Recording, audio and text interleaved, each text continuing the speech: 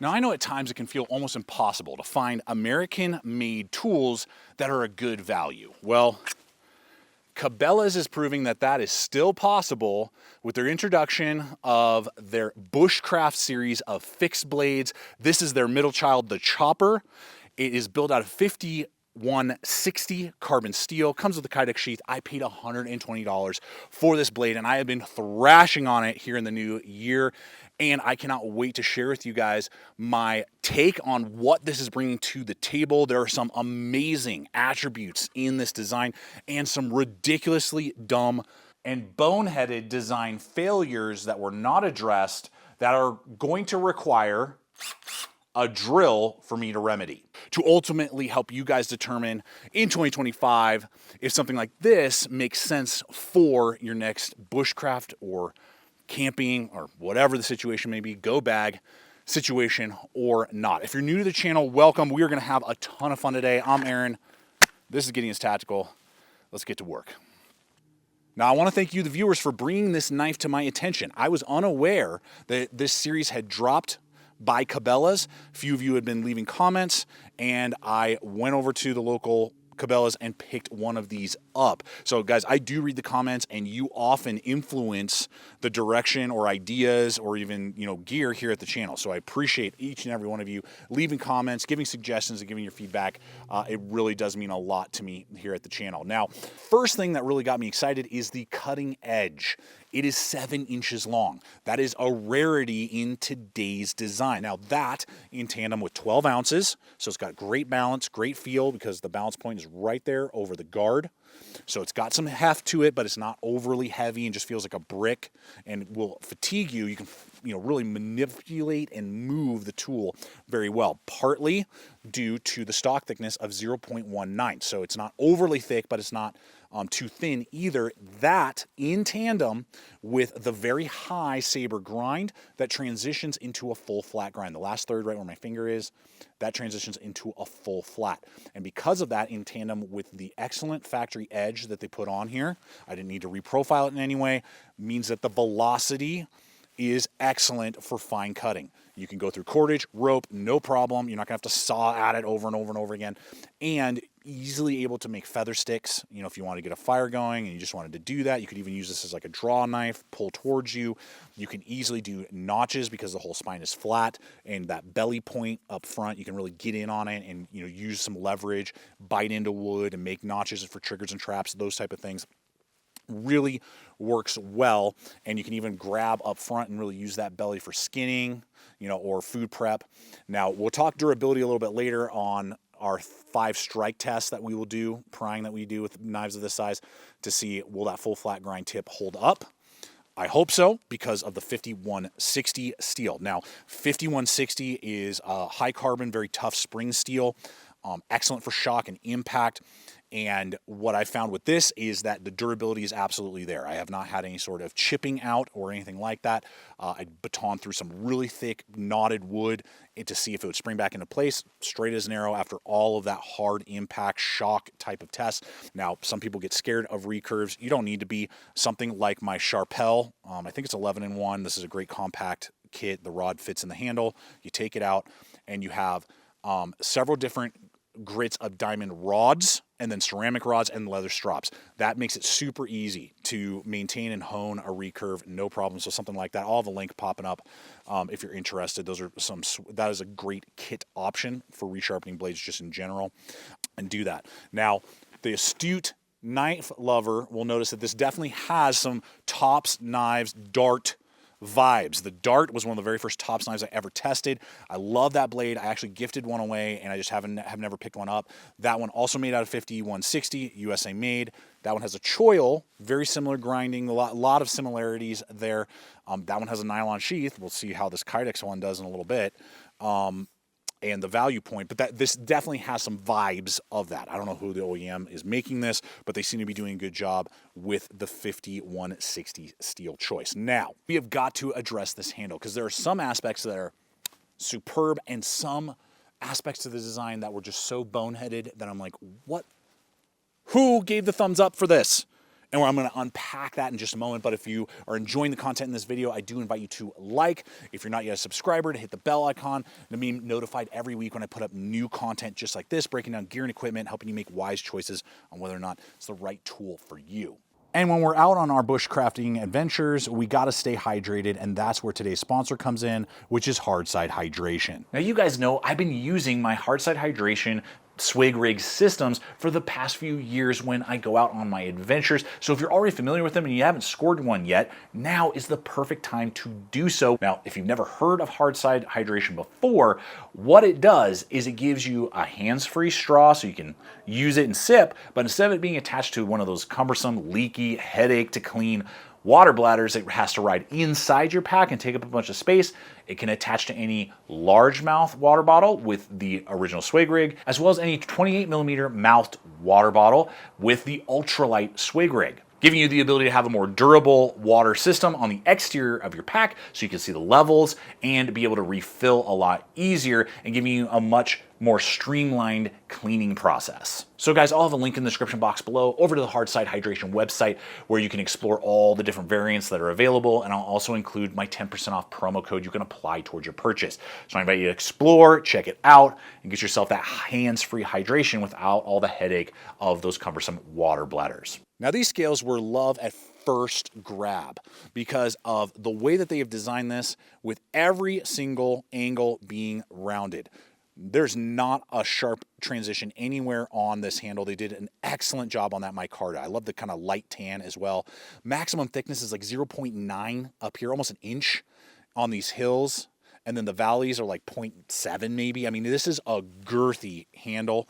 So if you like that, you can see there how much real estate with my large size hands. Knuckle span is 3 1/4. You can see how much real estate is left. I think it's about from front guard to back bird beak is I think 4 inches ballpark. Even with, you know, heavy duty leather gloves, I mean, I don't even think we've reached 30 degrees today. So if I needed to wear gloves, you know, in the wintertime, still going to be able to purchase that. Excellent. So the first thing that you may notice is that there's no choil. Now, because of the balance point, I didn't feel like I ever needed it. If it was front heavy and the balance point was, say, here, I would feel like I wanted a choil. Where the balance point is, it's perfect, so I don't need to choke up. I never felt the need for that. It wasn't something that I desired. Leave a comment below if you feel like choils are like a must in your, you know, knife designs that you use. Now, the second thing that you may have noticed, everything up to this point is superb. This part is just so boneheaded, I don't even get it. You may have noticed no lanyard hole. No lanyard hole anywhere. There's not like a hidden one, nothing. 0 lanyard hole on a Bushcraft chopper. They literally put chopper in the name and there's no lanyard hole. Who gave the thumbs up for that? I do not know, but that was a bad move, CABELA'S, bad move. This requires a lanyard hole. Now, I have a solution, potentially, in just a moment for that. But I wanted to see first and foremost, like, will it chop without? Now, what I found was after about 5 to 8 swings is when I needed to reset.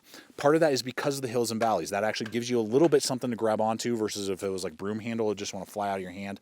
There's enough there that I can get decent swings, but I would say I'm swinging at 75% energy because I don't have a lanyard. If I had a lanyard, I could be swinging at 100% energy and getting deeper bites, more wood removed with every single swing.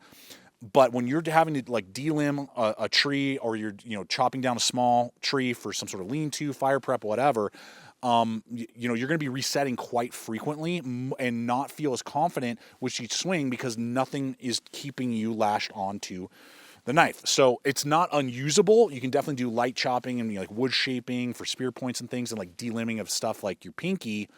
But if you want to do big power swings, you're just not getting the full potential of the design because your nervous is going to go flying out of your hand and you have to reset frequently. Well, I'm back here at the shop to see if under these handle scales we have a skeletonized tang. So I busted out my little WIHA bit driver. I know you guys always ask about this, so I'll have a link popping up. I love this thing. Using T8 bits, we'll take the scale off, and underneath there is a skeletonized tang, which is excellent because it means that we can modify and put our own lanyard hole onto this knife. And that's very easily done. I just used a 3/16 inch bit, took one scale off, put it on the lower portion of the tang cutout, drilled one hole, put the scale back on, flip it over. Now you have a guide, punch the other hole, and here is the finished product. Ready to rock and roll. Look at that. Perfectly done. I went lower, and when you do that, again with my large size hands, you can see I'm not even on that hole. I'm barely feeling it back there on the pinky, and I'm ready to engage it for full power, 100% power engagement, taking it to 11. We're going to see what that actually transfers to when it comes to actually using the tool. Went back to the 2x4, did 20 strikes with it, and immediately I felt the assurance of the grip because of the lanyard, and I could do 100% swing, 100% power, and in 20 strikes you can see how much deeper the V is and cutout than the prior testing when I did not have the lanyard on the knife. So it is obvious that that is a must. They should have done that. Maybe at some point they'll modify and redo that. But if you're going to use this to chop in any way, shape, or form, I would highly recommend taking 10, 15 minutes, modifying it, and throwing a lanyard hole on this particular design. It's a must, in my opinion, and a big miss that it didn't come with that, but thankfully we can remedy it without much issue. Now, this is one of the better production sheaths I've seen in quite a while, and on such a high value tool. We rarely see that in a recurve, large survival knife like this. We do have a drainage hole, which is good because the mouth is pretty large, and if you're in a really wet environment, water's definitely going to get in there. Lashing points all the way down. We have a thumb ramp that's very well executed, so I don't have to do any walk up, and I'm ready to use the tool. Clicks into place. Silent, and this is a heavy blade, but it ain't coming out. Then to add to that, what they have done is a really unique belt attachment that I actually really enjoy. 2 screws. This is Blade Tech and Moly Lock compatible, so you can do all sorts of other attachments. But this is a 360-degree rotatable polymer clip that does have like an Allen head in there, so you can canter it a little bit, which I've done many times. Fits perfectly on my pocket and really stays there, and is the perfect like gunslinger height that I love to use when I'm walking around camp using a tool like this. The one downside is not really ambidextrous. You have to unscrew it, and it's going to have to be reversed. Now the clip can rotate, but you're going to have a much higher ride if you're a lefty. So that's just something kind of to note. But other than that, a superbly executed Kydex sheath. Now, before I wrap it up and put a bow on it, giving you my final thoughts on this compared to the TOPS Dart and maybe some other competitive options. Remember that tip test we talked about earlier? I have not done it yet. We're going to test it right now on the 2x4, 5 strikes, some torque in the right and left. I'm always a little nervous with a full flat grind tip. Let's see what happens. 1, 2, 3, 4, 5. Oh yeah, baby. Well, it looks like we made it, which is always exciting to see. When a tip survives, especially in these conditions, it's below freezing when I'm doing this tip test, and especially with the claimed Rockwell. I was on the CABELA'S website looking at, like comments and reviews just to, see if anyone else was having any sort of failures that I hadn't seen or anything like that. And somebody asked CABELA'S, what's the HRC? They responded and said the Rockwell is 58 to 60 on this blade. So you should see better edge retention than a lot of other 1095 and 5160 steels. And as we've seen throughout all this testing, excellent durability, definitely putting it in the category of a survival knife. Bug out bag quality, I would say, for camping, bushcraft, all that, it from all my testing, passes with flying colors. Now, how does that stack up to other blades, like the TOPS Dart especially? Well, the TOPS Dart is going to be $180 with a crappy nylon sheath. So this is $120, you're saving $60 already. You have a higher grind, so actually better slicing capability on the CABELA'S than you will on the Dart, and you have a higher claimed HRC, which is phenomenal. So all of those things coming together, I would say, if you don't own the Dart already, this is a phenomenal alternative, and you're actually going to be getting quite a bit more for your money. That's me. That's my mileage. Leave a comment below, especially if you own the Dart. I still love that knife. Don't get me wrong. I totally love that knife. But this is a super heavy hitter. Awesome. As we dive into 2025, a phenomenal high-value camp knife with a quick mod. Obviously super dumb that they did that. They didn't add a lanyard hole. But quick mod, ready to rock and roll. And yeah, always appreciate your guys' comments. Without you, I wouldn't have even known that these existed. So love you guys. Check out the other videos. Subscribe if you haven't. And until next time, always remember to stay equipped, stay prepared, and I'll see you out there.